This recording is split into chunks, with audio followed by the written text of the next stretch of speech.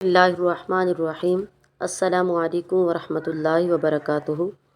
ابو مالک اشعری رضی اللہ تعالیٰ عنہ بیان کرتے ہیں، رسول اللہ صلی اللہ علیہ وسلم نے فرمایا، پاکیزگی نصف ایمان ہے۔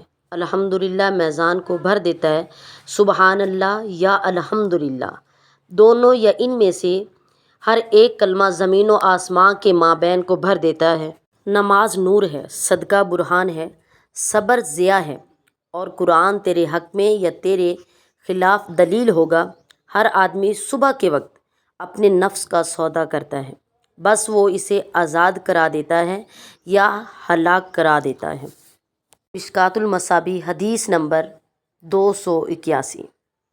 حضرت ابو ہریرہ رضی اللہ تعالی عنہ بیان کرتے ہیں، رسول اللہ صلی اللہ علیہ وسلم نے فرمایا، کیا میں تمہیں ایسا عمل بتا دوں جس کے ذریعے اللہ خطائیں معاف کر دیتا ہے اور درجات بلند کر دیتا ہے؟ صحابہ نے عرض کیا، کیوں نہیں اللہ کے رسول صلی اللہ علیہ وسلم، ضرور بتائیں۔